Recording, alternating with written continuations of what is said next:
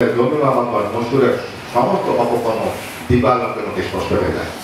আমাদের সীমানায় শুধু 149 জনের 38 জমি রয়েছে এবং 21 জনের কোনো জমি নেই। তখন এই 21 জন বুঝতে পারে মসুর তাদের সাথে কি নির্মম প্রতারণা করেছে। এই 21 জনের এই জমিগুলি মসুর এখনো বুঝিয়ে দিতে পারেনি। তাই মসুর চেষ্টা করছে এই 21 জনকে আমাদের হৃদয় অন্তর্ভুক্ত করে দিয়ে আমাদের জায়গায় তাদের বাদ দিতে। শেয়ার হোল্ডারদেরকে কনসার্ভেন্স কাজের লোকদের প্রতিপক্ষ বানানো।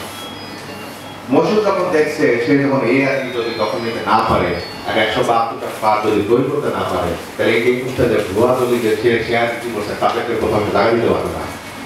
সে এই জন্য এ বি সহ আমাদের যে সিডি একটা প্লট আছে টোটালটা সে দখল নেওয়ার চেষ্টা করে এবং এই জন্য সে আমাদের কিছু শেয়ার হোল্ডারদেরকে তার বিজনেস পার্টনার বানানোর লোক এবং এখানে যে কনস্ট্রাকশন করলে 120 কোটি টাকার একটা প্রজেক্ট হবে সেখান থেকে ইউজ করে টাকা ইনকাম হবে সে টাকা ভাগ দেওয়ার দিকে আমাদের শেয়ার হোল্ডারদেরকে তার দলে নেওয়ার চেষ্টা করে যারা আমরা আমাদের এই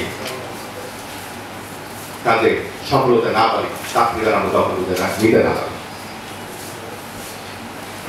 আমরা যখন মজুরের থেকে আমাদের জায়গাটা বুঝে নেওয়ার চেষ্টা করি তখন মসুর এলাকার নেশাগ্রস্ত কিছু সন্ত্রাসী ছেলেদের ফয়সাল, সনি, হাসান, মাইনুল সন্ত্রাসী এলাকার আরো সন্ত্রাসী আলমগীর, ইকবাল, মনির এবং মনুর ইসলামের সন্ত্রাসীদের পোষা শুরু করে।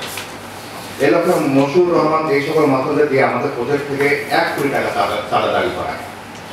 আমাদের প্রজেক্ট সংলগ্ন এ এবং বি প্লটের জমি আত্মসাৎ করার জন্য মসুর এই সকল মাত্রাদের মোটা অঙ্কের টাকা লোক দেখিয়ে ওখানে একটা রিক্সার গ্যারেজ আমরা যখন আমাদের এই জায়গায় যখন দেখছি যে একটা রিক্সা গ্যারেজ আছে অবৈধ আমরা নিজেরাই জানি না, আমরা যখন এটাকে উদ্ধার করার চেষ্টা করি তখন দেখি যে এই রিক্সা গ্যারেজ নিচে রিক্সা গ্যারেজ উপরে 12-14টা বেডরুম আছে যেটা আসলে তার মাথায় আসে না কি করে একটা রিক্সা গ্যারেজের উপরে 12-14টা একদম বেডরুম থাকতে পারে।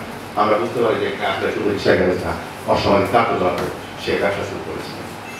কিন্তু আমরা অনেক চেষ্টা করে আমরা সেই উচ্ছেদ করি এবং উচ্ছেদ করতে গিয়ে আমাদের ভাই ইলিয়াস ভাই তাকে পিডিআর মাথা ফাটাতে রক্ত করে এবং হত্যার চেষ্টা করে।